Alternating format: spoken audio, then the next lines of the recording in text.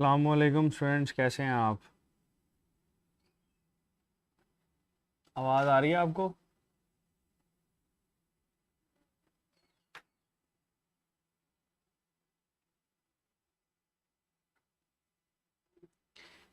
अस्सलामुअलैकुम स्टूडेंट्स, कैसे हैं आप? आवाज़ आ रही है?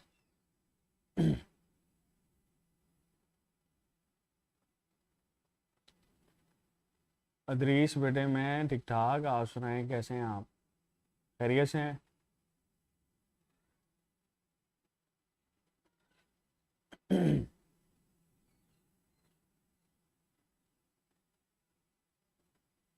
और कैसे हालात हैं आपके मौसम के?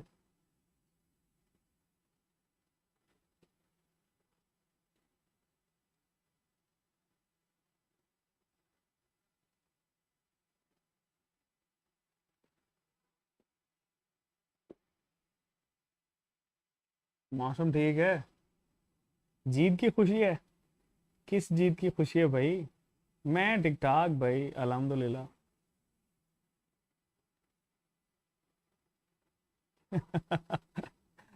अलीसा कह रही हैं कश्तियाँ चल रही हैं। चले। पेशावर में तो बहुत बारिशें हो रही हैं। हाँ, इधर लाहौर में भी बहुत ज़्यादा बारिश हो रही है।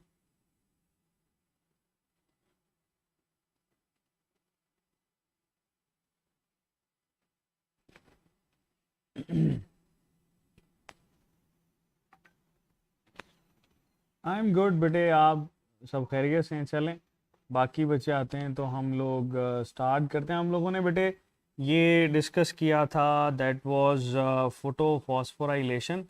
तो हम ज़रा इससे आगे मूव करेंगे। आपको पता है फोटो फॉस्फोराइलेशन में साइक्लिक और नॉन साइक्लिक हम लोगों ने डील किया था। ठीक है। अच्छा बेटे, कैसरा इजाज, मैंने इसको बेटे रीचेक किया है। ठीक है। तो मैं इसको दोबारा से देखता हूँ। शायद आपके इंटरनेट की वजह से आपको फील हो रहा हो।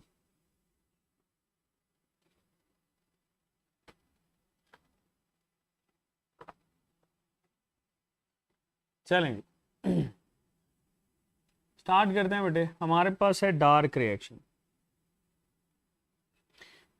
फोटोसिंथेसिस के अंदर आपको दो तरह के रिएक्शंस नज़र आते हैं जो कि हम लोग कल पढ़ चुके हैं। एक है बेटे लाइट रिएक्शन और दूसरा हमारे पास होता है डार्क रिएक्शन। ठीक है।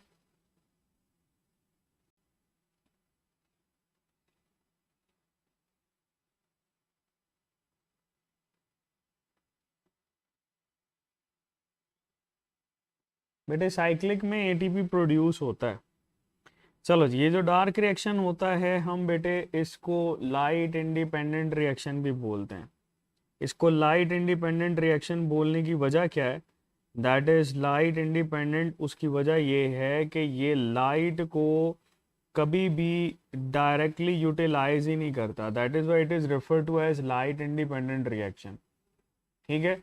और ये बात याद रखना कि लाइट इंडिपेंडेंट रिएक्शन को डायरेक्टली हम लोग एसोसिएट कर रहे होते हैं with reference to Calvin Melvin. मतलब इसकी डिस्कवरी जो है वो केल्विन मेल्विन ने की थी, इस वजह से हम इसको बेटे केल्विन साइकिल भी बोलते हैं। ठीक है। That is also refer to as Calvin cycle. और बेटे इसकी अगर हम लोग डिस्कवरी की बात करें तो 1950 के अंदर थी। ठीक है। That was in 1950। और ये 1950 के अंदर रेडियो एक्टिव आइसोटोप यूज़ करते हुए किया था। और इन साहब को नोबेल प्राइज़ मिला था 1961 के अंदर। ठीक है। 1961 में इनको नोबेल प्राइज़ से नवाजा गया था। ठीक है जी। चलो। अच्छा, अब हम लोग इसकी स्टेजेस को देख लेते हैं, बिकॉज स्टेजेस से ही आपके पास क्वेश्चंस जो हैं वो हम लोग डिराइव करते हैं। पहला हमारे पास बेटे इसमें स्टेज आ जाती है, that is refer to as carbon dioxide fixation. ठीक है। That is carbon dioxide fixation. Simple हम इसको बेटे कार्बन फिक्सेशन भी लेबल करते हैं। दूसरा हमारे पास आ जाता है रिडक्शन। यही इसकी मेन फेज होती है, इवन फोटोसिंथेसिस की मेन फेज यही होती है। और तीसरी फेज इसमें होती है दैट इज रीजनरेशन। और बेटे ये जो रीजनरेशन हम लोग डील करते हैं that is regeneration of precursor, and that precursor is ribulose bisphosphate.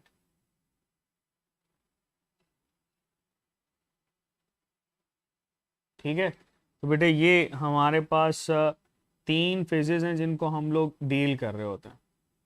Okay चलो, बाद में हम लोग देखेंगे कि इसमें कौन कौन सी चीज़ किस किस तरह से आपके पास रिलेट करती है, तो उसको मेंशन करेंगे।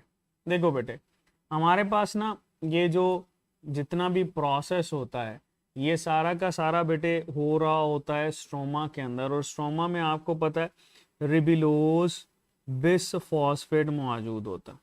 स्ट्रोमा में क्या मौजूद होता है? रिबिलोज बिसफॉस्फेट। रिबिलोज बिसफॉस्फेट जो है बेटे, शुएब बेटे ये कर लें, इसके बाद आपको लास्ट पे केमियोस्मोसिस के बारे में एक कलेक्टिवली हम लोग डिस्कस करेंगे, क्योंकि यही केमियोस्मोसिस जो है वो हमें उधर भी नज़र आती है माइटोकॉन्ड्रिया के अंदर। ठीक है, चलो रिबिलोज बिसफॉस्फेट जो है बेटा ये हमारे पास कन्वर्ट होता है बेटे इनटू 6 कार्बन कंपाउंड। तो सपोज हम यहाँ पे कार्बन डाइऑक्साइड को डील करते हैं, अगर एक कार्बन डाइऑक्साइड एक रिबिलोज बिसफॉस्फेट के साथ मिलती है तो 6 कार्बन कंपाउंड बनता है। लेकिन बेटे ये 6 कार्बन कंपाउंड हमारे पास अनस्टेबल होता है, फौरी तौर पर टूटता है और 2-3 कार्बन वाले कंपाउंड बना देता है। ठीक है, तो ये बेटे हमारे पास रिबिलोज बिसफॉस्फेट से 6 कार्बन कंपाउंड और फिर आपके पास 2-3 कार्बन वाले कंपाउंड आ जाते हैं। अब इम्पॉर्टेंट ये है कि ये जो आपके पास रिबिलोज बिसफॉस्फेट से 6 कार्बन कंपाउंड बनता है ये किस एंजाइम की प्रेजेंस में होता है? रुबिस्को एक एंजाइम होता है। हम लोगों ने ऑलरेडी ये डिस्कस किया हुआ है एंजाइम वाले चैप्टर के अंदर कि रुबिस्को एक ऐसा एंजाइम है जिसके बेटा हमारे पास 2 एक्टिव साइट्स होती हैं। अगर वो कार्बन डाइऑक्साइड को अटैच करता है तो साइकिल हमारे पास चलेगा केल्विन साइकिल, और अगर बेटे वो ऑक्सीजन को अटैच करेगा तो साइकिल चलेगा photophosphorylation, that will be referred to as photophosphorylation, sorry photorespiration हम इसको बोलते हैं, that is referred to as photorespiration. ठीक है, तो ये आपके पास 2 प्रोसेसेस हमारे पास चल रहे होते हैं जो कि अगर कार्बन डाइऑक्साइड को फिक्स करेगा तो हम बेटे इसको बोलेंगे रुबिस्को कार्बोक्सिलेज। ठीक हो गया, ये हमारे पास बिल्कुल पहली स्टेज होती है carbon dioxide fixation. Carbon dioxide fixation हम तब इस वजह से भी बोलते हैं क्योंकि carbon dioxide that become the part of an organic compound. ठीक है, तो बेटे हम क्या करते हैं यहाँ पे ज़रा 3 रिबिलोज बिसफॉस्फेट को डील करते हैं और 3 ही कार्बन डाइऑक्साइड को डील करेंगे, तो इसके रिएक्शन से 3-6 कार्बन कंपाउंड बनेंगे। ठीक है, और ये जब आपके पास टूटेंगे तो बेटे they will form 6 3 carbon compound. इससे हमारे पास 6 3 कार्बन कंपाउंड बनेंगे। ओके चलो, अब बेटे इन हमारे पास ये जो 3 कार्बन कंपाउंड होते हैं इसको हम लोग 3 फॉस्फोग्लिसरेट भी बोलते हैं। ठीक है, ये इसका नाम है, और ये कितने हैं बेटा? They are 6 in number. Okay, ये बेटे हमारे पास क्या होता है? दे बेसिकली कन्वर्टेड, ये देखो ये हमारे पास बेटे एटीपी लेते हैं and they are converted into 1,3 bis phosphoglycerate. ये बेटे 1,3 बिस फॉस्फोग्लिसरेट के अंदर कन्वर्ट हो जाते हैं। कंपाउंड कितने ले रहे हैं हम लोग? 6। तो बेटे यहाँ पर 6 ही एटीपी यूटिलाइज होंगे, 6 एटीपी यूटिलाइज होंगे, ये टूटेंगे, 6 एडीपी बनेंगे, और बेटे 6 आपके पास जो फॉस्फेट होंगे they will add into this. Clear? तो आपके पास ये बेटे हमारे पास जब यूज होगी तो 6 एटीपी से जो फॉस्फेट निकलते हैं ये इसके अंदर ऐड अप हो जाएंगे। ठीक हो गया? अच्छा, फिर हमारे पास क्या होता है? ये जो 1,3 बिस फॉस्फोग्लिसरेट होता है, याद रखना हर वो कंपाउंड जिसके पास 2 फॉस्फेट चले जाए ना उसकी स्टेबिलिटी कम हो जाती है। तो ये स्टेबिलिटी कम होने की वजह से यहाँ से एक फॉस्फेट निकालता है, जैसे ही फॉस्फेट निकालता है that is converted into glyceraldehyde 3 phosphate, ये बेटे हमारे पास ग्लिसरैल्डिहाइड 3 फॉस्फेट के अंदर कन्वर्ट हो जाता है, ठीक है, that is converted into glyceraldehyde 3 phosphate. Danish बेटे जो क्वेश्चन प्रैक्टिस क्वेश्चन में की में गलती है आप उसको रिपोर्ट कर सकते हैं, आपके पास वो फॉर्म है, ठीक है, आप उसको रिपोर्ट करें, हम उसको रेक्टिफाई कर देंगे। चलो, अगर 6 आपके पास बेटे ये 1,3 बेस फॉस्फोग्लिसरेट थे तो 6 ही ये होंगे ना, तो ये क्या करेगा, अपना एक फॉस्फेट रिलीज करता है। तो बेटे जैसे ही ये फॉस्फेट रिलीज करता है तो ये फॉस्फेट की जगह पे आ जाता है हमारे पास NADPH का हाइड्रोजन। NADPH जो होता है ये NAD के अंदर या NADP के अंदर कन्वर्ट होता है और हाइड्रोजन बेटे इसका ऐड होगा और फॉस्फेट रिलीज हो जाएगा, ठीक है। कितने फॉस्फेट रिलीज होंगे, 6 फॉस्फेट रिलीज होंगे और 6 ही हाइड्रोजन बेटे इसमें ऐड हो जाएंगे। इस वजह से हम यहाँ पर 6 NADPH जो है वो मेंशन करते हैं, जिससे 6 NADP बनेंगे। ओके, तो ये बेटे हमारे पास ग्लिसरैल्डिहाइड 3 फॉस्फेट, और यहाँ से बेटे जब हम लोग फर्दर डील करते हैं तो इस रिएक्शन से आपके पास क्या होता है, G3P जो है वो 5 बच जाते हैं यहाँ पर, ठीक है। एक G3P जो है वो हम यहाँ पे बाहर निकालते हैं, that is the product of this, ठीक है। और ये जो रिमेनिंग 5 हैं बेटे ये हमारे पास कन्वर्ट होते हैं, they are converted into 5 carbon compound, ठीक है। तो देखो हम लोग यहाँ पर लिखते हैं कि ये G3P, कितने G3P हैं, 5 हैं। ये G3P बेटे हमारे पास कन्वर्ट होते हैं रिबिलोज फॉस्फेट के अंदर, और रिबिलोज फॉस्फेट से ये फिर कन्वर्ट हो जाते हैं रिबिलोज बिस फॉस्फेट के अंदर।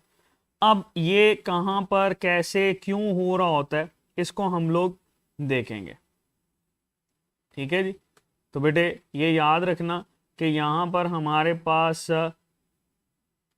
ये 3 रिबिलोज फॉस्फेट। अच्छा, अब ये बहुत आसान सा है, पहले तो इसकी प्रोडक्ट देखो ना, इसकी प्रोडक्ट जो है बेटे ये हमारे पास G3P है ना, जो कि क्या है, शुगर है,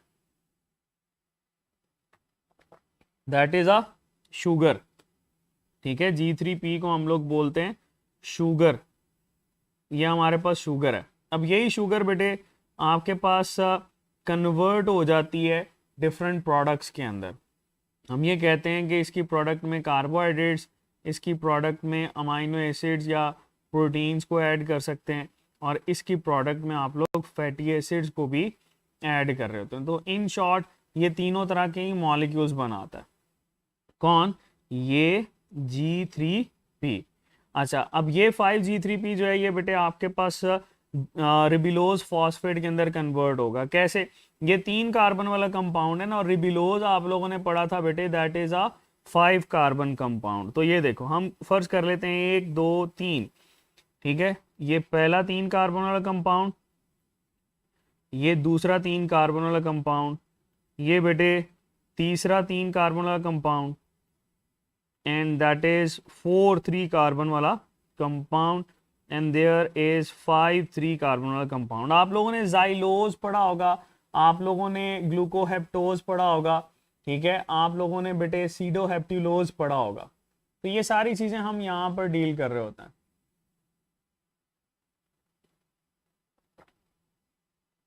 ठीक है। देखो होता क्या है बेटा, जब ये दोनों आपस में मिलते हैं ना तो इन दोनों के आपस में रिएक्ट करने से क्या होगा, 6 कार्बन वाला कंपाउंड बनेगा। तो यहां पर बना लेते हैं 1 2 3 4 5 और 6, ठीक है। यहाँ पे फॉस्फेट, यहाँ पे फॉस्फेट, ये एंजाइमेटिक रिएक्शन होता है। अच्छा, एक और जब इसमें ऐड होगा, यानी कितने यूटिलाइज हो जाएंगे, 3। जब तीसरा आप इसमें ऐड करने लगोगे ना बेटा तो एक फॉस्फेट यहाँ से रिलीज होगा, और ये आपके पास 7 8 और 9 आगे फॉस्फेट लग जाएगा। तो पहला ये जो 5 कार्बन वाला कंपाउंड होगा ये सेपरेट हो जाएगा, इसी को ही हम लोग बोलते हैं रिबिलोज फॉस्फेट।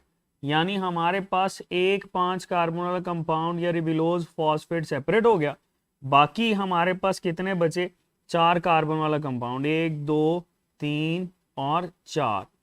बाकी बेटे इसके साथ ये भी 6 मिलेंगे तो टोटल 10, और ये 10 जो है बेटे 2 के अंदर डिवाइड होंगे, तो आपके पास बेटे वो भी रिबिलोज फॉस्फेट एंड देन रिबिलोज फॉस्फेट। कितने रिबिलोज फॉस्फेट बने, 3 रिबिलोज फॉस्फेट बनेंगे। तो ये 3 रिबिलोज फॉस्फेट हम लोगों ने यहाँ पर डील किए। ये बेटे रिबिलोज फॉस्फेट फिर क्या करते हैं, आपके पास 3 एटीपी और यूटिलाइज करते हैं। एडीपी फॉस्फेट ऐड होगा, कितने, 3 कर रहे हैं, और बेटे आपके पास ये सारा का सारा जो है वो फिर रिबिलोज फॉस्फेट के अंदर कन्वर्ट हो जाएगा। ठीक है, तो ये बात याद रखना, आपकी बुक्स के अंदर तो ये इतना ज़्यादा डिटेल में नहीं है, ना ही हम लोग इसको डिस्कस करते हैं, लेकिन ये बात ज़रूर है कि ये आपके पास बेटे इसमें रिएक्शन के अंदर क्यों आपके पास यूज़ हो रहा होता है, किस तरह से कन्वर्जन होती है, इसी वजह से इसको मल्टीपल रिएक्शन बोलते हैं। आपके पास यहां से सवाल नहीं आते, तो सवाल कहाँ से आते हैं देखते हैं। पहले इसको ज़रा क्लासिफाई कर लेते हैं बेटे। हमारे पास ये 3 फेजेज हैं, पहली, दूसरी और तीसरी। ये है जी कार्बन डाइऑक्साइड फिक्सेशन, ठीक है। दूसरी है बेटे हमारे पास रिडक्शन, और तीसरी है बेटे हमारे पास रीजेनरेशन। 3 फेजेज आ गए, ठीक है। अच्छा, अगर वो सवाल पूछेगा मोस्ट इंपॉर्टेंट फेज कौन सी है, तो रिडक्शन जो है बेटे दैट इज मोस्ट इंपॉर्टेंट, क्योंकि इसी के अंदर ही आप लोग मैक्सिमम रिएक्शंस को देखते हो। ठीक है, अगर वो आपसे पूछता है कि कार्बन डाइऑक्साइड फिक्सेशन का सबस्ट्रेट कौन सा है, तो कार्बन डाइऑक्साइड फिक्सेशन का सबस्ट्रेट होगा रिबिलोज फॉस्फेट।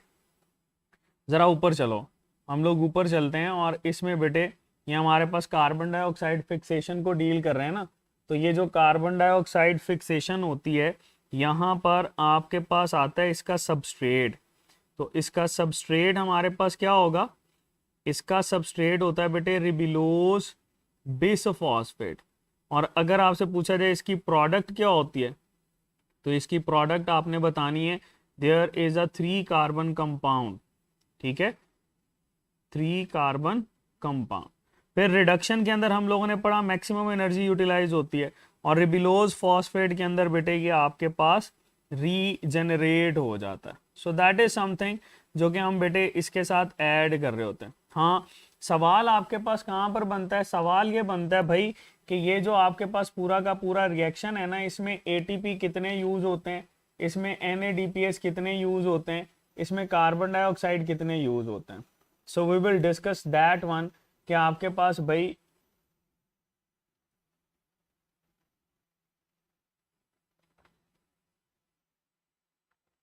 ठीक है।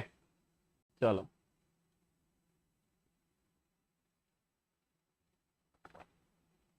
दो फॉस्फेट बेटे, ये जो हमारे पास इरफान कुरैशी, 2 फॉस्फेट जो निकलेंगे ना, वो 2 फॉस्फेट आपके पास रिलीज हो जाएंगे, ठीक है, वो 2 फॉस्फेट रिलीज हो जाएंगे। ओके, चलो ये देखो आपके पास बेटे बड़ा सिंपल सा, हम लोगों ने पहले भी डिस्कस किया था, 3 2 और 1। ये जो 3 है दैट इज शोइंग ATP, ये जो 2 है बेटे दैट इज शोइंग NADPH, और ये जो 1 है that is showing carbon dioxide. ठीक है, अगर वो कहता है हमारे पास कि भाई 5 कार्बन डाइऑक्साइड फिक्स हुए हैं, 5, तो 5 कार्बन डाइऑक्साइड फिक्स होंगे, इसको 3 के साथ मल्टीप्लाई करोगे 15 ATP आएंगे, यानी उसमें केल्विन साइकिल के दौरान कितने ATP यूटिलाइज हुए, 15। NADPH की बात करेगा 2 के साथ मल्टीप्लाई करोगे तो 10, और 1 के साथ मल्टीप्लाई करोगे तो कार्बन डाइऑक्साइड आ जाएगा।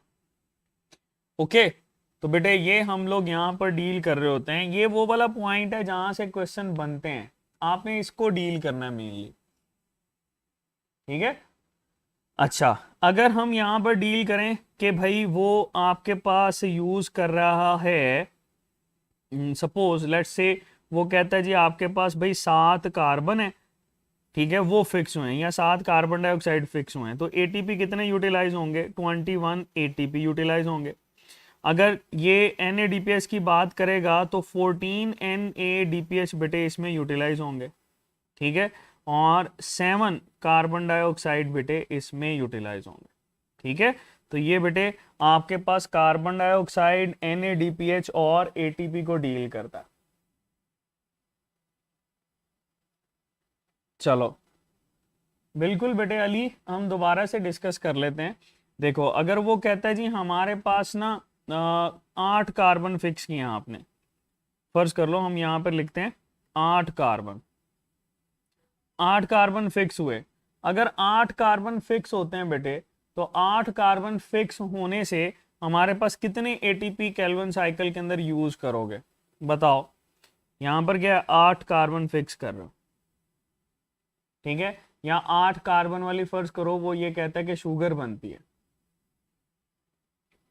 जी जी निम्रा बेटे, ये बात बिल्कुल सही है, फिक्स्ड नहीं होते, वेरी करते हैं, हमेशा वो बताएगा कि कितने कार्बन फिक्स हैं। हाँ बिल्कुल सही है, वही बताएगा।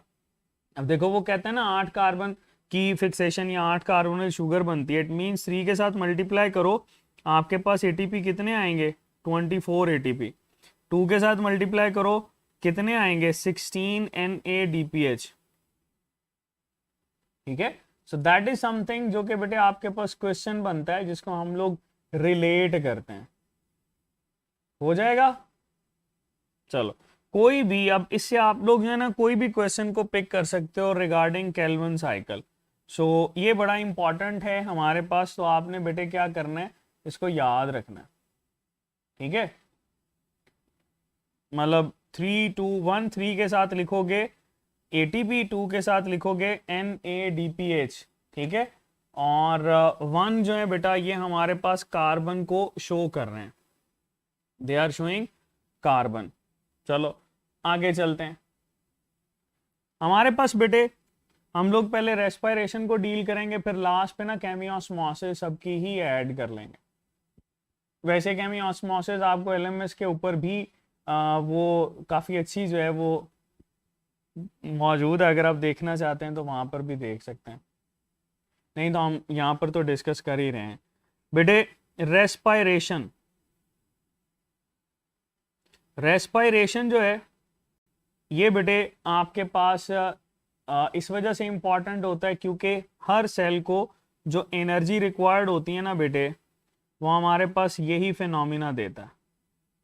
ये पढ़ा हुआ है आपने, रेस्पायरेशन जो है ये बायोकेमिकल प्रोसेस है, और बेटे उसी से ही आपके पास ये एनर्जी आती है।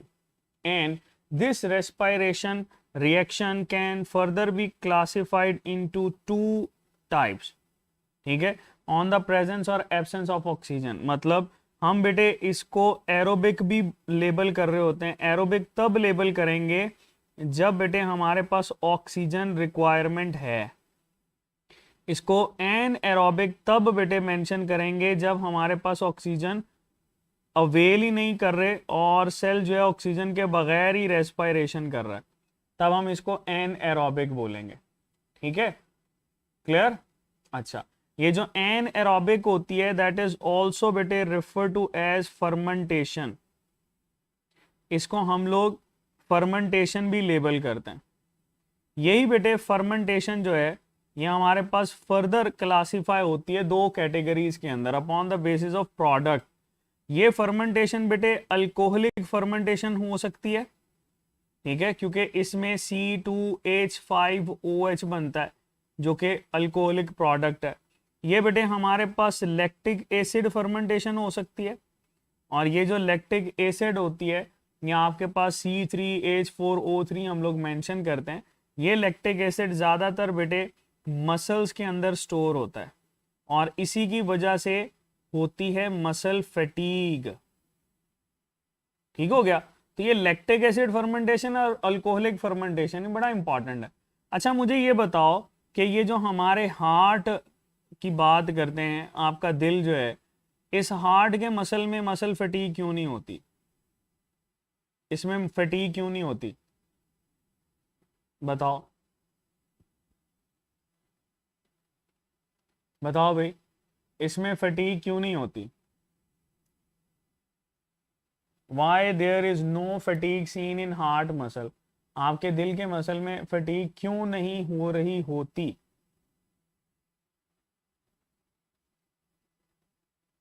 Because they are myogenic. बेटे हार्ट मायोजेनिक ही है, मसल ही है शायान बेटे, ये मसल है। ठीक है, तो इसमें बेसिकली सवाल ये है कि ये एन एरोबिक की तरफ या लैक्टिक एसिड फर्मेंटेशन क्यों शो नहीं करता? सना अब्बासी बिल्कुल सही कह रही हैं, इसमें माइटोकॉन्ड्रिया जो है वो ज़्यादा होते हैं। तो दो चीज़ें बेटे आपने याद रखनी है। एक तो ये इन्होंने जो बताया है कि माइटोकॉन्ड्रिया, हम ऑलरेडी ये डिस्कस कर चुके हैं प्रीवियस लेक्चर के अंदर, कि माइटोकॉन्ड्रिया जो है ये एक तो बेटे इनके नंबर ज़्यादा होते हैं, दूसरा यहाँ पर जो माइटोकॉन्ड्रिया होते हैं उनका साइज बड़ा होता है। नंबर भी ज़्यादा होते हैं और बेटे साइज भी बड़ा होता है। क्लियर? तो ये बेटे आपके पास अल्कोहलिक, और ये मेंशन करते हैं हम लोग लैक्टिक एसिड फर्मेंटेशन को। ओके, चलो हमारे पास ना अगर ये पूछेगा कि ये एरोबिक रेस्पिरेशन ज़्यादा एनर्जी देती है, क्यों? That gives more energy.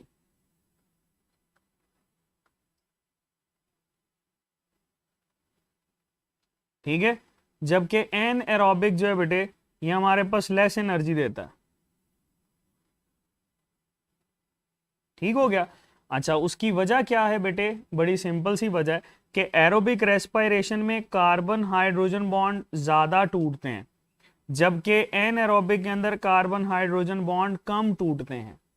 तो जिसके पास बेटे ज़्यादा टूटेंगे वही आपके पास ज़्यादा एनर्जी देगा ना। ओके, तो इसी वजह से जब भी हम लोग एरोबिक रेस्पिरेशन में बेटे ये डील करते हैं इसकी के इक्वेशन क्या है, तो इक्वेशन बड़ी सिंपल सी है।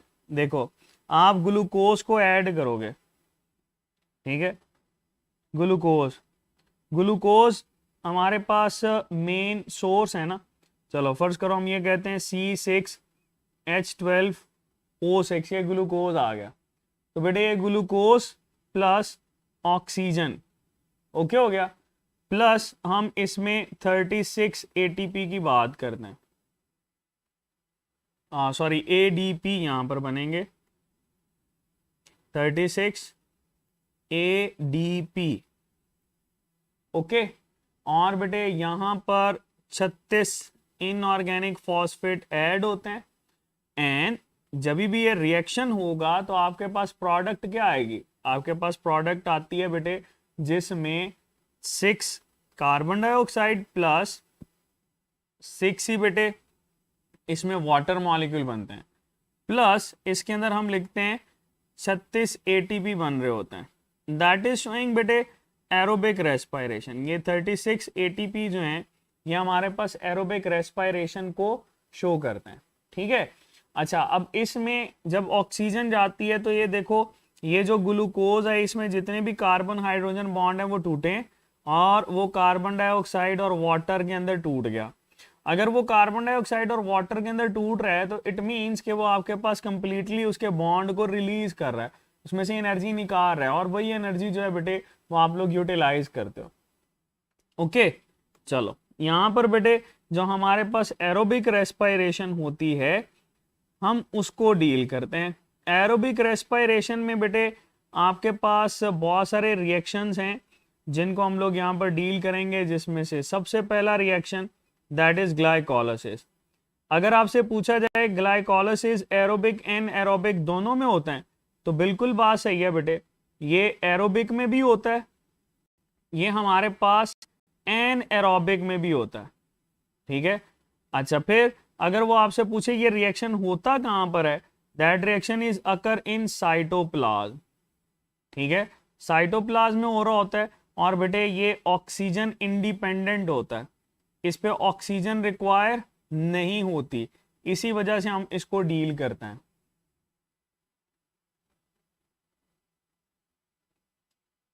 ठीक है जी, चलो अब बेटे ये जो ग्लाइकोलाइसिस है इसके बाद हमारे पास नेक्स्ट आ जाता है लिंक रिएक्शन। इस लिंक रिएक्शन को हम लोग पायरोविक एसिड ऑक्सीडेशन भी बोलते हैं। That is PAO, pyruvic acid oxidation. तीसरा बेटे हमारे पास आ जाता है क्रेब्स साइकिल, ठीक है, दैट इज क्रेब्स साइकिल। और चौथा बेटे हमारे पास आ जाता है देयर इज रेस्पिरेटरी चेन, ठीक है, जो कि माइटोकॉन्ड्रिया के अंदर चलती है और वहीं पर केमियोस्मोसिस होती है जो कि एटीपी बनाएगी। ओके, चलो आगे चलते हैं हम लोग। सबसे पहला रिएक्शन है हमारे पास बेटे, दैट इज ग्लाइकोलाइसिस, ठीक है। चलो ग्लाइकोलाइसिस को डील करते हैं। आपको पता है ग्लाइकोलाइसिस को डिफरेंट कैटेगरीज के अंदर भी आप लोग क्लासिफाई कर रहे होते हो, सॉरी स्टेप्स के अंदर। जैसे ये ग्लाइकोलाइसिस है, तो अगर हम इसको स्टार्ट करते हैं तो ग्लाइकोलाइसिस के लिए हम ये भी टर्म यूज करते हैं कि ये 6 कार्बन कंपाउंड जो होता है ये तोड़ता है 3 कार्बन कंपाउंड के अंदर, ठीक है। या हम इसको यूं भी कहते हैं कि ग्लाइकोलाइसिस क्या करती है, ये बेटे ग्लूकोज को तोड़ती है और बना देती है पायरोविक एसिड। पायरोविक एसिड कितने पायरोविक एसिड बनाती है? 2 पायरोविक एसिड। ये रिएक्शन कहाँ पर है? ग्लाइकोलाइसिस को ही बेटे हम लोग ये जस्टिफाई करते हैं, ठीक है। अगर ग्लाइकोलाइसिस की फेजेस को आप लोग देखोगे तो बेटे 2 फेजेस आती हैं, जिसमें पहली फेज जो होती है that is known as preparatory phase. ये हमारे पास बेटे प्रेपरेटरी फेज कहलाती है। दूसरी फेज जो है वो हमारे पास कहलाती है दैट इज ऑक्सीडेटिव फेज। तो चलो पहले हम लोग प्रेपरेटरी फेज को देखते हैं। प्रेपरेटरी फेज के अंदर बेटे जो मेन कंपोनेंट है सबस्ट्रेट है दैट इज ग्लूकोज, ठीक है। ये हमारे पास आ गया ग्लूकोज। नाउ दिस ग्लूकोज जो है ये बेटे हमारे पास कन्वर्ट होता है ग्लूकोज 6 फॉस्फेट के अंदर। ये कन्वर्ट हो गया किसमें? Glucose is converted into glucose 6 phosphate के अंदर। अब मुझे ये बताओ कि ग्लूकोज को ग्लूकोज 6 फॉस्फेट के अंदर कन्वर्ट करने के लिए एंजाइम रिक्वायर होगा? बिल्कुल होगा बेटे। हम उस एंजाइम को क्या बोलेंगे? That enzyme will be refer to as hexokinase. ये बेटे हमारे पास कहलाएगा हेक्सोकाइनेज, 6 कार्बन वाला। ज्यादा स्पेसिफिक करोगे तो इसको बेटे ग्लूकोकाइनेज भी बोलेंगे। और ये क्या कर रहा है? ये बेटे यहाँ पे एटीपी यूटिलाइज कर रहा है। एटीपी तोड़ेगा, यहाँ से बनेगा एडीपी और फॉस्फेट जो है बेटा ये इसमें ऐड हुआ, तभी आपके पास ग्लूकोज 6 फॉस्फेट बना है, ठीक है। तो ये बात याद रखना। अब ग्लूकोज 6 फॉस्फेट जो होता है बेटा ये हमारे पास कन्वर्ट हो जाता है फ्रुक्टोज 6 फॉस्फेट के अंदर, that is converted into fructose 6 phosphate के अंदर, ठीक है। ग्लूकोज 6 फॉस्फेट कन्वर्ट हो गया फ्रुक्टोज 6 फॉस्फेट के अंदर। तो बेटे ये बताओ कि ये हमारे पास यहाँ पर कोई एंजाइम रिक्वायर्ड होगा? बिल्कुल होगा। और उस एंजाइम को क्या बोलेंगे? Phospho hexose kinase, sorry isomerase, क्योंकि ये आइसोमर्स बन रहे हैं ना, आइसोमेरेज हो गया। और यहां पर हम लोग फर्दर जब डील करते हैं तो यही फ्रुक्टोज 6 फॉस्फेट बेटे आपके पास कन्वर्ट हो जाता है फ्रुक्टोज 1,6 बिस फॉस्फेट के अंदर। फ्रुक्टोज 1,6 बिस फॉस्फेट के अंदर बेटे कन्वर्ट हो जाता है। और फ्रुक्टोज 1,6 बिस फॉस्फेट के अंदर क्यों कन्वर्ट होता है? क्योंकि यहां पर एक और बेटे एटीपी यूटिलाइज होता है और इससे बनेगा एडीपी और बेटे फॉस्फेट जो है वो इसमें ऐड होता है। अब मैंने थोड़ी देर पहले ये बताया था कि अगर किसी के पास 2 फॉस्फेट होते हैं तो बेटे वो आपके पास हाईली अनस्टेबल हो जाता है। और ये भी अनस्टेबल है, लेकिन पहले इसका एंजाइम लिखते हैं जो कि बहुत इंपॉर्टेंट है। इसको बेटे फॉस्फोफ्रुक्टोकाइनेज बोलते हैं। यही फॉस्फोफ्रुक्टोकाइनेज बेटे हम लोगों ने पढ़ा था कि ये इस्तेमाल होता है एज अ एलोस्टेरिक एंजाइम। और एटीपी जो हैं वो बेटे इसको क्या करते हैं? इनहिबिट करते हैं। ठीक है, चलो ये फ्रुक्टो 1,6 फॉस्फेट जो होता बेटा ये हमारे पास हाईली अनस्टेबल है।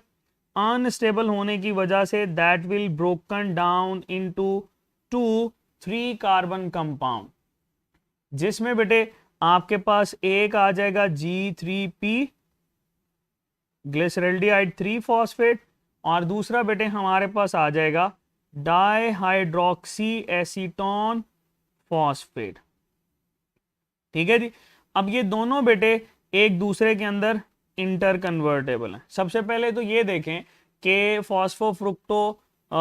फ्रुक्टोज 1,6 बिस फॉस्फेट को तोड़ने वाला एंजाइम कौन सा है। यहाँ पे कोई वाटर ऐड हुआ है नहीं, तो इस वजह से हम इसको बोलते हैं एल्डोलेज। और टूटेगा यहां पर जो एंजाइम होगा बेटे इसको बोलते हैं फॉस्फोट्रायोज आइसोमेरेज। बहुत आसान सी बात है बेटा, आपके पास फॉस्फोट्रायोज आइसोमेरेज। आइसोमेरेज आप लोगों ने पढ़ा है कि ये ऐसे एंजाइम होते हैं जो कि बेटे इसके आइसोमर के अंदर कन्वर्ट कर रहे होते हैं। ठीक है, चलो अब ये देखो प्रेपरेटरी फेज हमारे पास ना यहाँ पर खत्म होती है। हम ये इसको ऐड कर सकते हैं कि प्रेपरेटरी फेज, अगर स्पेसिफिकली प्रेपरेटरी फेज की बात करें तो ये जो आपके पास ग्लूकोज होता है ये सबस्ट्रेट होता है किसका, प्रेपरेटरी फेज का। और ये बेटे दोनों प्रोडक्ट्स हैं किसकी, प्रेपरेटरी फेज की। तो सबस्ट्रेट और प्रोडक्ट हम लोग जब भी ऐड करेंगे तो आपने याद रखना है कि सबस्ट्रेट इसका क्या होता है, ग्लूकोज, और बेटे इसकी प्रोडक्ट क्या होती है, 2-3-3 कार्बन वाले कंपाउंड। ओके, चलो आगे चलते हैं बेटे। हमारे पास यही जो दो कंपाउंड हम लोगों ने बनाए हैं, जैसे ये हमारे पास आ गया G3P,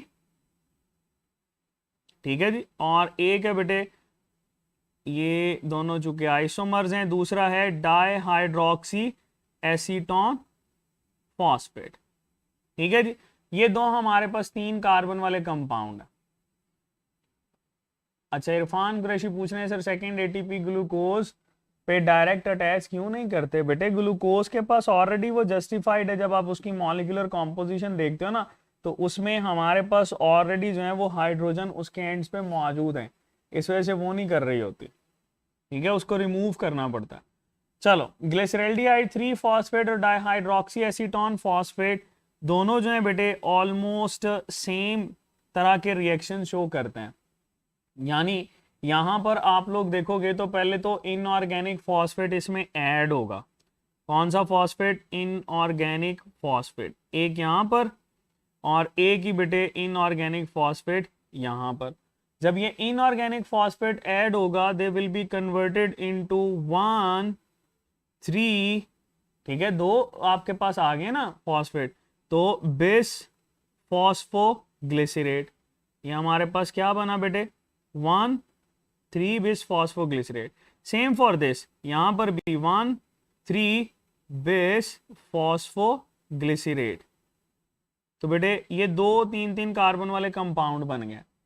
अब ये जो 1,3 बिस फॉस्फोग्लिसरेट है, मुझे ये बताओ कि यहाँ पे कौन सा एंजाइम हमारे पास इस्तेमाल होगा। दोनों में कॉमनली एंजाइम इस्तेमाल होता है ना, इसको बोलते हैं ट्रायोज फॉस्फेट डीहाइड्रोजिनेज। क्यों, ये देखो पहला तो ये ट्रायोज है, ट्रायोज फॉस्फेट, ठीक है, डीहाइड्रोजिनेज। डीहाइड्रोजिनेज की टर्म इस वजह से यूज की जाती है क्योंकि बेटे हाइड्रोजन रिमूव होगा तो फॉस्फेट ऐड होगी। यही वजह है कि यहां पर बेटे हम लोग प्रोडक्ट्स के अंदर ये मेंशन करते हैं कि NAD जो होता है वो हाइड्रोजन को पिक करता है और कन्वर्ट हो जाता है NADH के अंदर। ठीक है, सेम फॉर हेयर, यहां पर भी NAD जो है ये हाइड्रोजन पिक करेगा, कन्वर्ट हो जाएगा NADH के अंदर। ओके, दो NADH जो है वो यहां पर हमारे पास बन गए। चलो आगे चलते हैं। हमारे पास ये जो 1,3 बिस फॉस्फोग्लिसरेट होता है ना बेटे, ये क्या करता है, ये हमारे पास बेटे फौरी तौर पर अनस्टेबल होने की वजह से फॉस्फेट रिलीज कर देता है। यहाँ पर एंजाइम भी इस्तेमाल होता है, उसको भी लेबल करते हैं। लेकिन पहले ये देख लो कि ये जो कंपाउंड हमारे पास बनेगा उसको बोलते हैं 3-फॉस्फोग्लिसरेट। 3-फॉस्फोग्लिसरेट, ठीक है जी। अब ये जो 3-फॉस्फोग्लिसरेट है इसमें भी देखो एक फॉस्फेट कम है, वो कैसे कम होगा? फॉस्फोग्लिसरिक एसिड काइनेज यहां पर एंजाइम होता है। कौन सा है? Phosphoglyceric acid kinase. ये क्या करेगा बेटे, ये जब इसमें से फॉस्फेट निकालता है ना, तो फॉस्फेट निकालने की वजह से यहां पर आप लोग देखोगे कि ADP जो होता है वो उस फॉस्फेट को पिक करता है और कन्वर्ट हो जाता है ATP के अंदर। सेम फॉर हेयर, ADP जो है वो बेटे फॉस्फेट को पिक करता है और कन्वर्ट हो जाता है किस में? ATP के अंदर, ठीक है। तो ये दो ATP जो है वो हमारे पास यहां पर बनते हैं। तो ये था कंपाउंड 3-फॉस्फोग्लिसरेट। 3-फॉस्फोग्लिसरेट जो है बेटा ये हमारे पास फर्दर कन्वर्ट होता है 2-फॉस्फोग्लिसरेट के अंदर। देयर इज कंपाउंड जिसको हम लोग बोलते हैं 2-फॉस्फोग्लिसरेट। अब ये 2-फॉस्फोग्लिसरेट क्यों? क्योंकि यहां पर देखो ये म्यूटेशन हुई है, तो एंजाइम कौन सा होगा? एंजाइम होगा फॉस्फोग्लिसरोम्यूटेस। ये बात याद रखिएगा, फॉस्फोग्लिसरोम्यूटेस या ग्लिसरिक एसिड म्यूटेस भी बोलते हैं। म्यूटेस का मतलब होता है म्यूटेशन करने वाला। ये बेटे आपके पास इसकी पोजीशन को भी चेंज करेगा, इसको ट्रांसपोजिशन एंजाइम भी बोल रहे होते हैं। ओके, फिर बेटे हमारे पास ये 2-फॉस्फोग्लिसरेट जो होता है ये दोनों यहां पर फॉस्फिनाइल पायरोवेट के अंदर कन्वर्ट हो जाते हैं। किसमें? फॉस्फिनाइल पायरोवेट। ठीक हो गया बेटे। तो ये हमारे पास फॉस्फिनाइल पायरोवेट। यहां पर एंजाइम कौन सा इस्तेमाल होता है?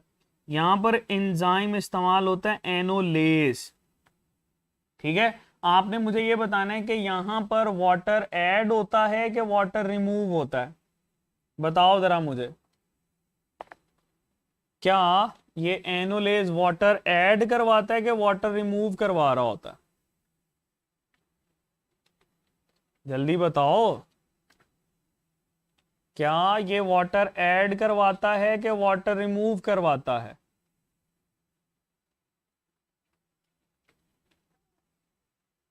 अच्छा जी, ज्यादातर बच्चे कह रहे हैं कि वाटर रिमूव करवाता है, और बिल्कुल हम इसी बात को मान लेते हैं, रिमूव करवाता है। इस वजह से हम यहाँ पर डिहाइड्रेशन भी मेंशन करते हैं, या removal of water molecule. Same for here, removal of water molecule. अब बेटे ये फॉस्फिनाइल पायरोवेट जो होता है that is converted into pyruvate. Same for here, ये भी बेटे पायरोवेट। तो पायरोवेट एंड प्रोडक्ट होती है हमारे पास किसकी? ग्लाइकोलाइसिस की। ठीक है, that is the end product of glycolysis. यहां पर कौन सा एंजाइम होगा? यहां पर होता है पायरोवेट काइनेज। अब ये बेटे पायरोवेट काइनेज फॉस्फेट ग्रुप को रिमूव करवाएगा ना, तो ADP उस फॉस्फेट को पिक करेगा और बेटे कन्वर्ट हो जाएगा ATP के अंदर।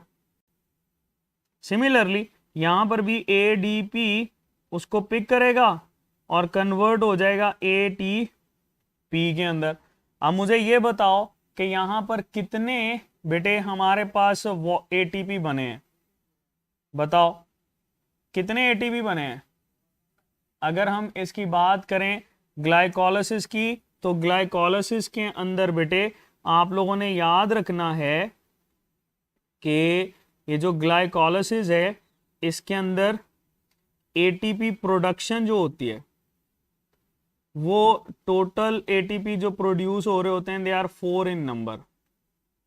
ठीक है, अच्छा अगर इसमें ATP यूटिलाइजेशन की बात करें, ATP यूटिलाइजेशन या ATP यूज्ड, वो होते हैं 2। अगर हम यहाँ पर नेट ATP की बात करें, ठीक है, मतलब हम यहाँ पर नेट ATP प्रोडक्शन की बात करते हैं, तो टोटल कितने थे? 4। माइनस कर दोगे बेटा यूज्ड, तो 4 में से माइनस करो 2 को, बाकी क्या बचता है 2, यानी ये नेट एटीपी प्रोडक्शन जो है ग्लाइकोलाइसिस के लिए वो आपके पास 2 एटीपी आएगा।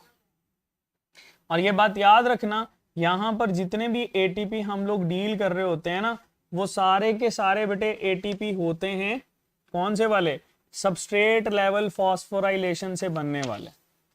ये बन रहे होते हैं सबस्ट्रेट लेवल फॉस्फोराइलेशन। ये बात याद रखिएगा, मैं यहाँ पे लिख भी देता हूँ कि ग्लाइकोलाइसिस के अंदर एटीपी जो फॉर्मेशन होती है ये सारी की सारी बेटे कौन सी है, that is because of substrate level phosphorylation. ठीक है, सबस्ट्रेट लेवल फॉस्फोराइलेशन से बेटे ये आपके पास बन रहे होता है। ठीक है, और उस वाला रहे बिल्कुल सही कह रही हैं, इसके साथ 2 NADH भी बनते हैं, वो हमने बिल्कुल स्टार्ट में ऑफ ऑक्सीडेटिव फेज या पे ऑफ फेज में पढ़ा है। ठीक हो गया, चलो आगे चलते हैं बेटे। नेक्स्ट जो हमारे पास रिएक्शन चल रहा होता है वो कौन सा रिएक्शन है बेटे, ग्लाइकोलाइसिस की एंड प्रोडक्ट हमारे पास आ गई पायरोवेट। ठीक है, और ये पायरोवेट जो है ये माइटोकॉन्ड्रिया के अंदर एंटर होगा। ठीक है, वहीं पर लिंक रिएक्शन चलेगा, वहीं पर लिंक रिएक्शन चलेगा, और ये हमारे पास या तो लिंक रिएक्शन कहलाता है, अगर लिंक रिएक्शन आप इसको नहीं बोल सकते तो बेटे ये हमारे पास मेंशन किया जाता है पायरोविक, यहाँ पे लिख देते हैं पायरोविक एसिड ऑक्सीडेशन। इसको बेटे पायरोविक एसिड ऑक्सीडेशन भी बोलते हैं। ठीक है, ये कहाँ पर रिएक्शन होता है, ये रिएक्शन होता है माइटोकॉन्ड्रिया में। इसको बेटे ट्रांजिशन रिएक्शन भी बोलते हैं। अगर कहीं पर भी आपसे पूछा जाए कि एरोबिक रेस्पिरेशन के अंदर ट्रांजिशन रिएक्शन कौन सा है, तो बेटे ये लिंक रिएक्शन होता है। लिंक या लिंक रिएक्शन का ही दूसरा नाम ट्रांजिशन रिएक्शन होता है। ठीक है, चलो यहाँ पर हम क्या करते हैं बेटे, इस पायरोविक एसिड का फॉर्मूला बना लेते हैं। सपोज कार्बन कार्बन फिर से आ गया कार्बन। ठीक है जी, यहाँ हमारे पास बेटे इसमें कार्बन हम लोगों ने मेंशन किए हैं, 3 कार्बन वाला कंपाउंड है ना, तो ये देखो इसके यहाँ पर ऑक्सीजन, यहाँ पर बेटे O और OH, क्लियर, और यहाँ पर बेटे H H और H यानी CH3 भी आप इसको मेंशन कर सकते हो। ये कितने कंपाउंड बने थे, 2। ठीक है, 2 पायरोविक एसिड बने थे। अब ये पायरोविक एसिड जो हमारे पास बने हैं बेटे, इन पायरोविक एसिड ने, ये देखो इन पायरोविक एसिड ने बेटे अटैच होना है कोएंजाइम ए के साथ। So we can add over here plus लिख देते हैं कोएंजाइम ए, तो 2 कोएंजाइम ए यूज करेगा, और ये बेटे हमारे पास कन्वर्ट हो जाएगा किस कंपाउंड के अंदर, 2 कार्बन वाले कंपाउंड के अंदर ये कन्वर्ट होता है। सो हम यहाँ पर एक ये और एक बेटे हम यहाँ पर ऐड कर लेते हैं CH3, और इस जगह पर हमारे पास अटैच होता है कोएंजाइम ए।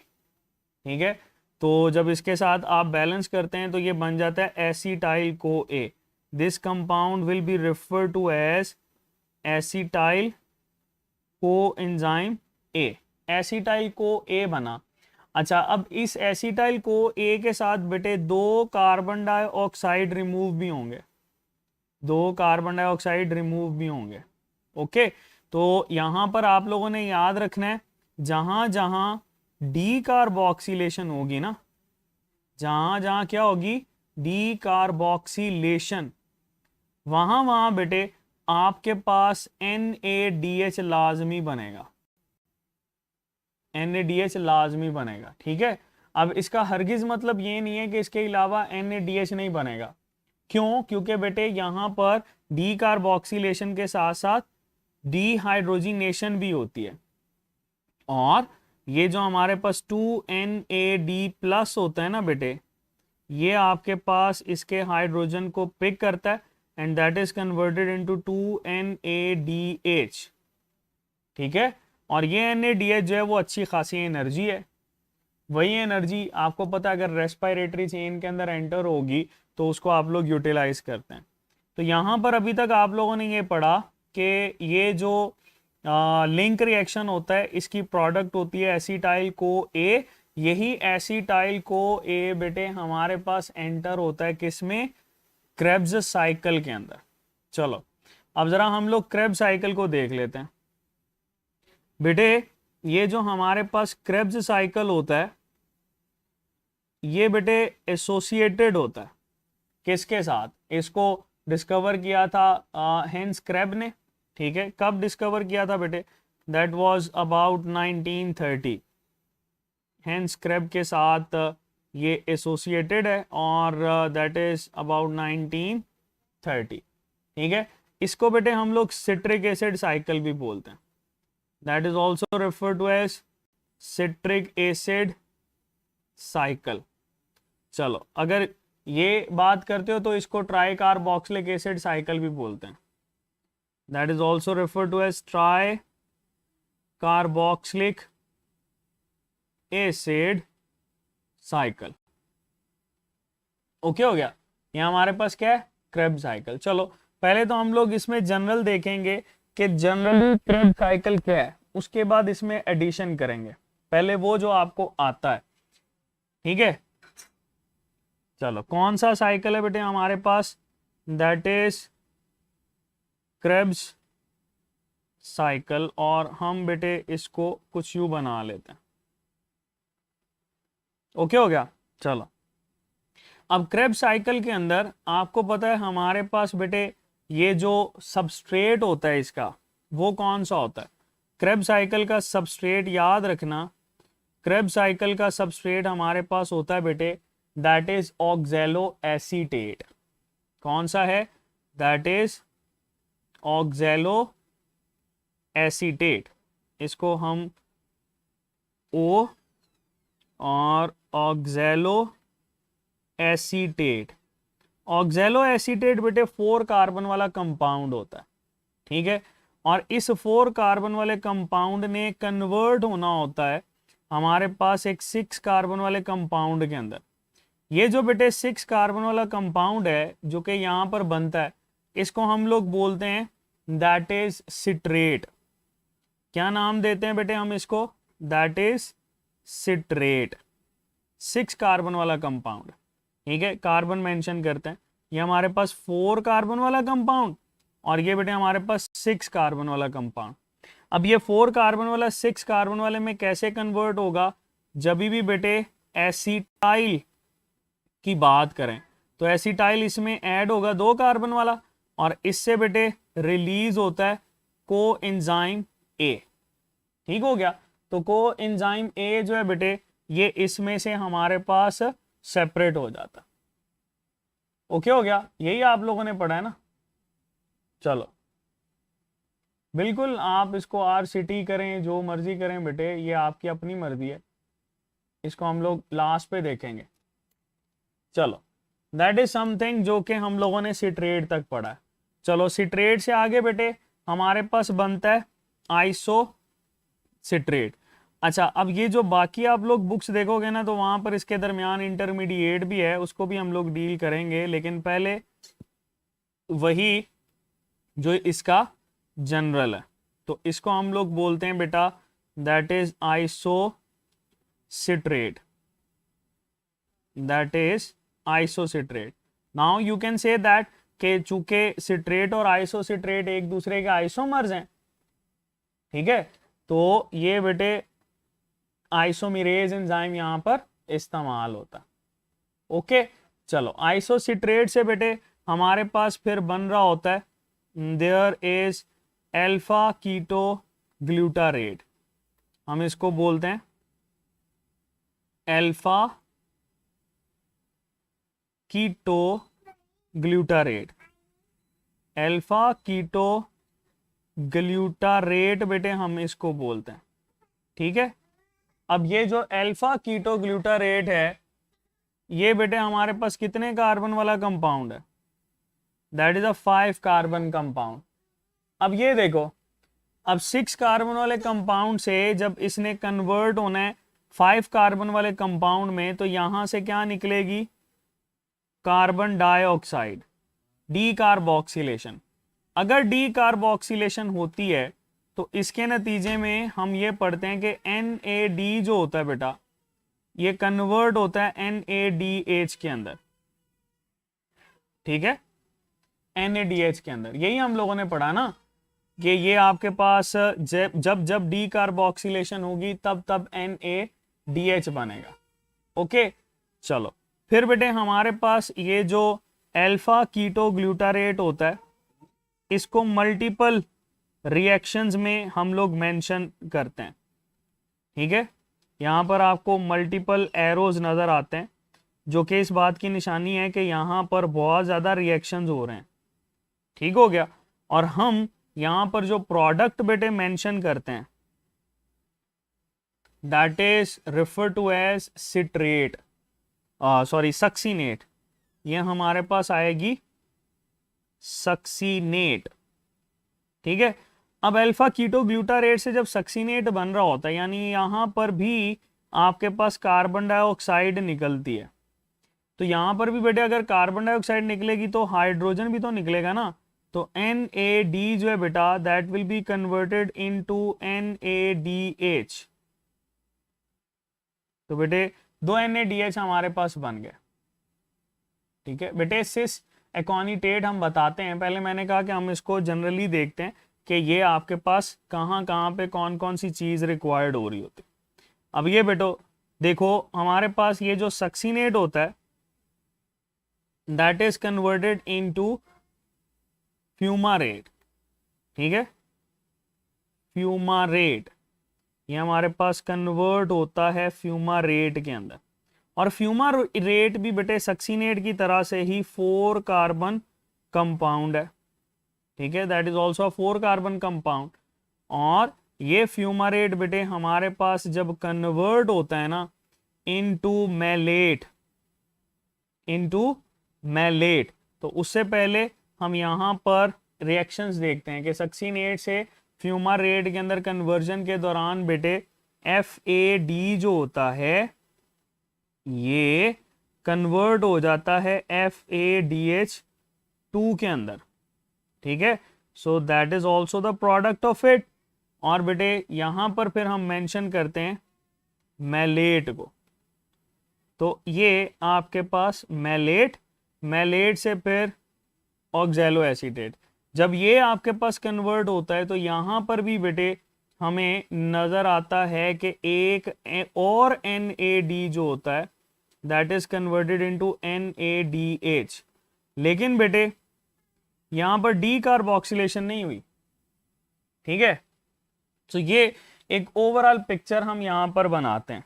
अच्छा, इसी के साथ ना एक और चीज जो आप लोगों ने बेटे ऐड करनी है, वो ये कि ये जो हमारे पास क्रेब साइकिल आता है ना, इस क्रेब साइकिल में मल्टीपल रिएक्शन वाली साइड के ऊपर यहाँ पर आप लोग देखते हो कि GTP जो होता है ये कन्वर्ट भी होता है और रीजनरेट भी होता है, GDP plus phosphate.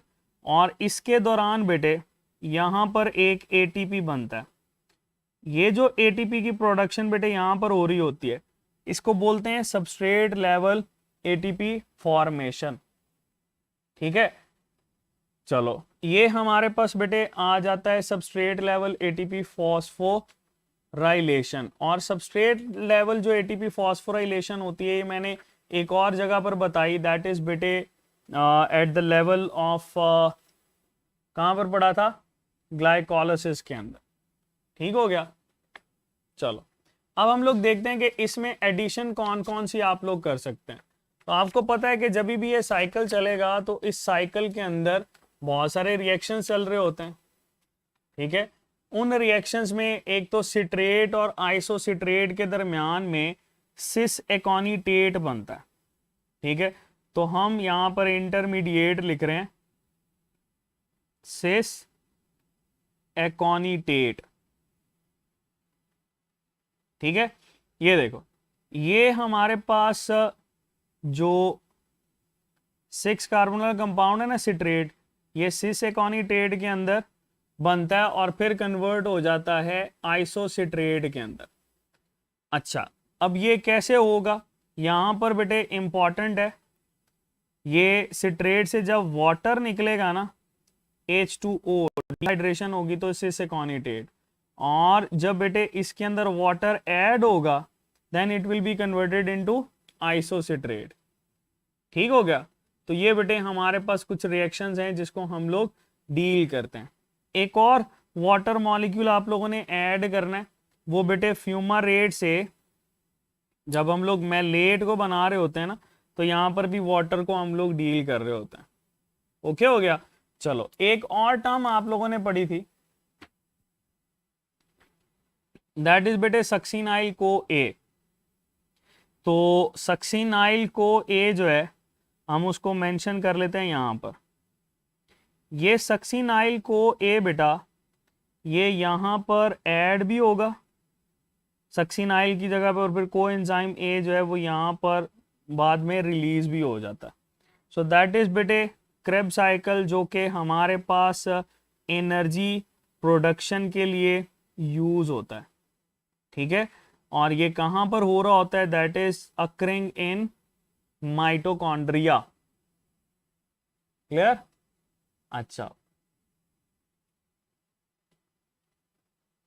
Substrate level बेटे ये आपके पास एक टेबल बना हुआ है, उसमें जब हम लोगों ने डील किया था ना, अगर आपके पास एलएमएस पे हैं तो वहां पर हम लोगों ने इसको डील किया था कि ये आपके पास रिएक्शन बनाता है। जैसे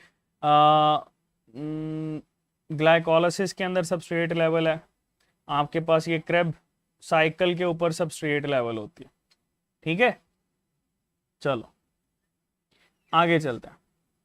हमारे पास बेटे लास्ट पे आ जाती है रेस्पिरेटरी चेन।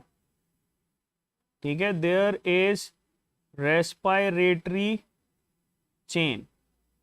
ये जो बेटे रेस्पिरेटरी चेन होती है ना, ये हमारे पास माइटोकॉन्ड्रिया की इनर मेम्ब्रेन, यानी सपोज ये हम बात करते हैं दैट इज क्रिस्टे, तो इस क्रिस्टे पे हो रही होती है। क्रिस्टे किस चीज का बना होता है, that is composed of lipoprotein, क्योंकि मेम्ब्रेन का हिस्सा है ना। अच्छा, तो यहां पर बेटे कौन कौन सी चीजें आती हैं, यहां पर हमारे पास आ जाता है को एंजाइम क्यू, इसको थोड़ा सा हम जरा थिक लिखेंगे, दैट इज को एंजाइम क्यू।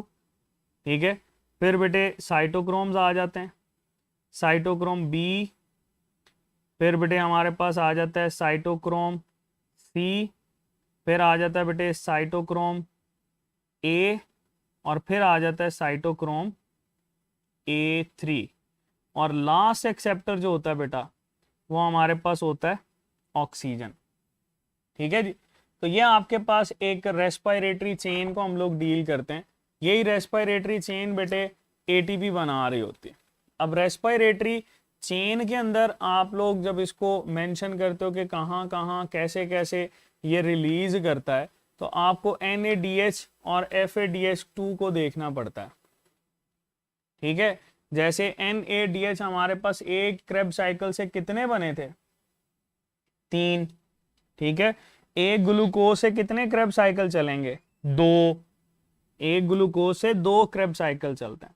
ठीक है, तो चलो हम बेटे यहां पर अगर NADH की बात करते हैं, तो NADH से NAD के अंदर जब ये कन्वर्ट होगा, एक तो प्रोटॉन बनेंगे, दूसरा ये इलेक्ट्रॉन को लेकर जाता है कोएंजाइम Q के पास। यहां पर एंजाइम होता है जिसको कॉम्प्लेक्स 1 भी बोलते हैं, यहाँ NAD जो है वो ऑक्सीडेज भी बोल रहे होते हैं। ये इलेक्ट्रॉन जाएंगे कोएंजाइम Q के पास, और इसके नतीजे में यहां पर बेटे ATP बनता है, एक ATP यहां पर बन रहा होता है। फिर यही इलेक्ट्रॉन जब आपके पास बेटे मूव करते हैं कोएंजाइम Q से साइटोक्रोम B, साइटोक्रोम B से बेटा C की तरफ, there will be the formation and of another ATP बेटे, जो कि यहाँ पर आती है।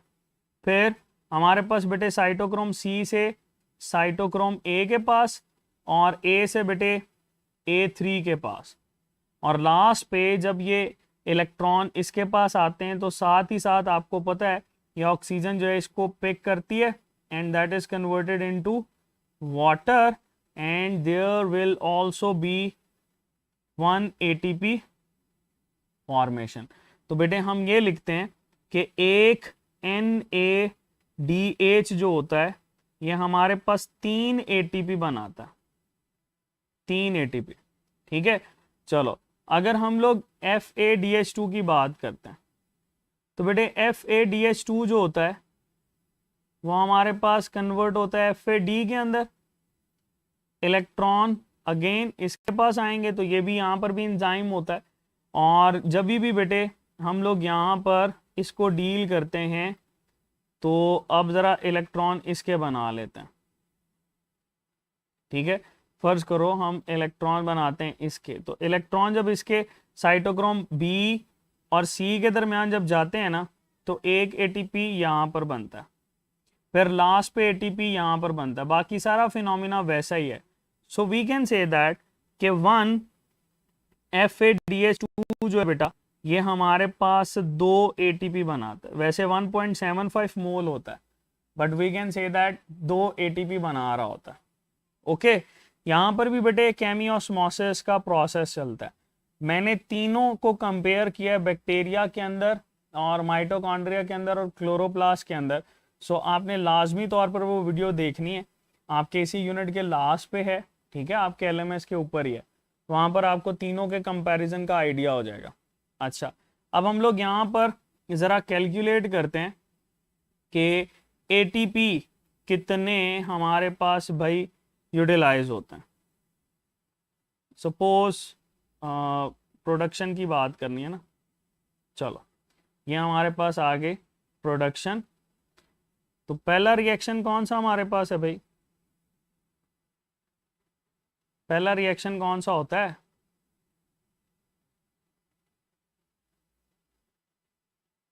बताओ पहला रिएक्शन कौन सा है? हाँ, ग्लाइकोलाइसिस है ना।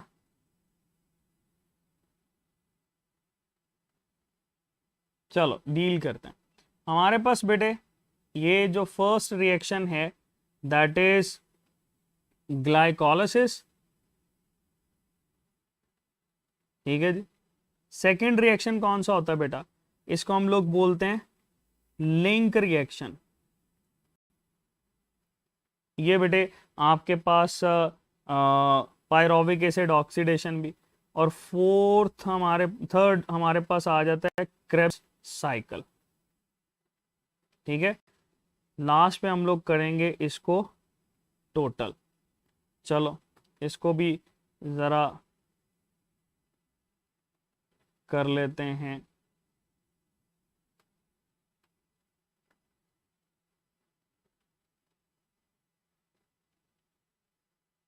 चलो देखो भाई, हमारे पास सबसे पहले यहाँ पर हम लोग देखते हैं कि ग्लाइकोलाइसिस के अंदर ATP प्रोडक्शन कितनी है। ठीक है, और ये जो ATP प्रोडक्शन है इसकी जगह पे बेटे आप ये भी ऐड कर सकते हो सबस्ट्रेट लेवल ATP या सबस्ट्रेट लेवल फॉस्फोराइलेशन, या बेटे हम इसको क्या बोलते हैं, सबस्ट्रेट लेवल फॉस्फोराइलेशन। तो बताओ ग्लाइकोलाइसिस के अंदर हमारे पास भाई कितने ATP बनेंगे? 4 ATP बनते हैं। बिल्कुल सही कह रहे हैं आप, यहाँ पर बेटे 4 ATP बनते हैं। लिंक रिएक्शन के अंदर कोई ATP बनता है नहीं। एक क्रेब साइकिल में हमारे पास बेटे एक ATP बनता है, तो हम एक ग्लूकोज को डील कर रहे हैं तो 2 ATP बनेंगे। तो टोटल सबस्ट्रेट लेवल फॉस्फोराइलेशन से कितने ATP बने? Answer will be 6। ठीक है, आगे चलते हैं। हमारे पास बेटे नेक्स्ट हम लोग डील करते हैं कि जो ऑक्सीडेटिव फॉस्फोराइलेशन से आपके पास ATP बनते हैं, ये ATP प्रोडक्शन कौन सी है? Oxidative phosphorylation. ठीक है, यहाँ पर लिख लो ऑक्सीडेटिव फॉस्फोराइलेशन। ये जो ऊपर हम लोगों ने पढ़ी है रेस्पिरेटरी चेन के अंदर, ठीक है। यहाँ पर देखो बेटे ग्लाइकोलाइसिस के अंदर ऑक्सीडेटिव फॉस्फोराइलेशन में आप लोगों ने कितने एटीपी पढ़े थे, NADH, सॉरी आपने 2 NADH पढ़े थे ना। तो वो 2 NADH जो हैं आपके पास जब इस चेन के अंदर एंटर होते हैं तो 3-3 एटीपी देने चाहिए ना। तो ग्लाइकोलाइसिस से माइटोकॉन्ड्रिया के अंदर मूव करते हुए एक एक एटीपी यूटिलाइज होता है। उस यूटिलाइजेशन को हम बाद में देखते हैं, फिलहाल 3 के साथ मल्टीप्लाई करोगे तो 6 एटीपी आ जाएंगे। ठीक है, चलो लिंक रिएक्शन की बात करते हैं। लिंक रिएक्शन में भी आपके पास 2 NADH हैं और बेटे यहां पर भी 6 एटीपी आ जाएंगे। क्रेब साइकिल के अंदर NADH 2 अगर साइकिल चलेंगे तो 6 NADH और बेटे 3 के साथ मल्टीप्लाई करो तो 18 एटीपी। ठीक है, 2 FADH2 और बेटे 2 के साथ मल्टीप्लाई करोगे तो 4 ATP। ठीक है, अच्छा अब टोटल करते हैं। यहां पर 18 और 4 कितने हो गए, 22, 22 और 6 28, 28 और 6 कितने हो गए बेटे 34। तो ये हमारे पास 34 एटीपी आ गए। ये एटीपी कौन से एटीपी हैं, ऑक्सीडेटिव। और बेटे ये वाले एटीपी कौन से हैं, ये हमारे पास जो 6 हैं सबस्ट्रेट लेवल पे हैं। ओके, चलो अब हम लोग यहां पर एटीपी यूटिलाइजेशन की बात करते हैं कि एटीपी यूज्ड कहां कहां हुए हैं। तो इस एटीपी यूटिलाइजेशन को अगर हम लोग डील करेंगे तो ग्लाइकोलाइसिस के अंदर बेटे 2 एटीपी यूज हुए हैं। ठीक है, वो याद करो जरा, हम लोगों ने पढ़ा था उसमें प्रिपरेटरी फेज के अंदर। ठीक है जी, प्रिपरेटरी फेज के अंदर। आगे चलते हैं लिंक रिएक्शन में।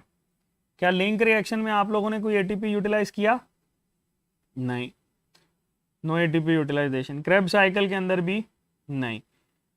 चलो हमारे पास बेटे ये 2 आगे एटीपी यूटिलाइज यहां पर ग्लाइकोलाइसिस के अंदर, और इसके ये जो 6 एटीपी है ना, यहां पर भी NADH इसमें यूज होते हुए एंटर होते हुए 2 एटीपी यूज करता है क्रेब साइकिल के अंदर एंटर होते हुए।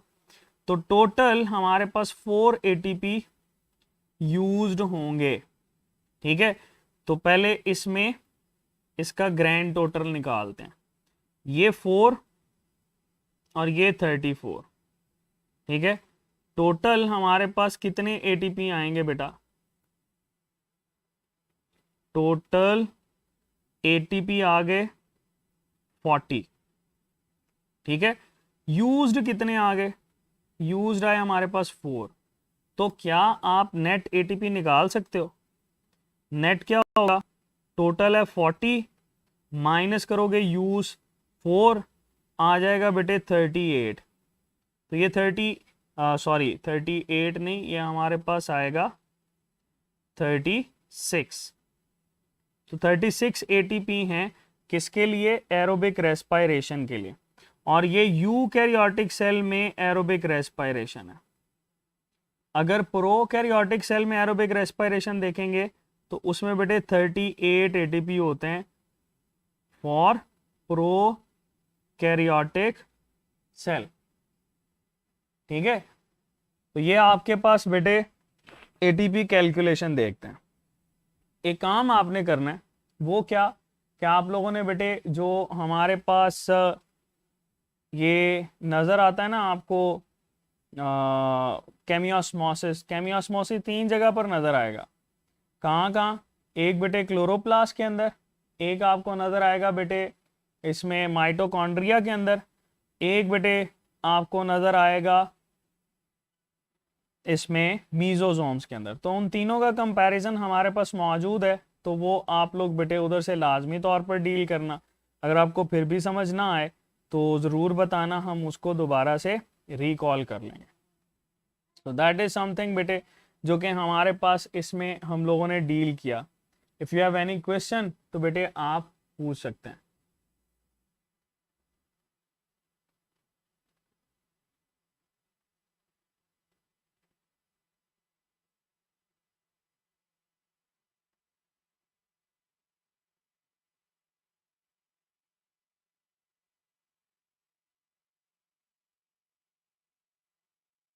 Fate of pyruvate in anaerobic organism, बेटे ये तो आपके पास शुरू में हमने पढ़ा ना, ये देखो आपकी स्क्रीन पे भी अल्कोहलिक और लैक्टिक एसिड फर्मेंटेशन इसमें कन्वर्ट हो जाता है। ठीक है, चलो बाकी यूनिट 3 आपका ये कंप्लीट है। इसको वो लास्ट टॉपिक केमियोस्मोसिस आपने उधर से देखना है बेटे। वो जो शायान मलिक जो NADH हमारे पास ग्लाइकोलिसिस के थे ना, वो NADH हम लोगों ने, ये देखो ये नीचे वही NADH जो है जब आपके पास रेस्पिरेटरी चेन में एंटर होता है ना तो ATP यूटिलाइज करता है। ठीक है, बिल्कुल बेटे, नुजहत बेटे आप सही कह रही हैं कि जो रेस्पिरेटरी चेन होती है उसी को इलेक्ट्रॉन ट्रांसपोर्ट चेन बोलते हैं।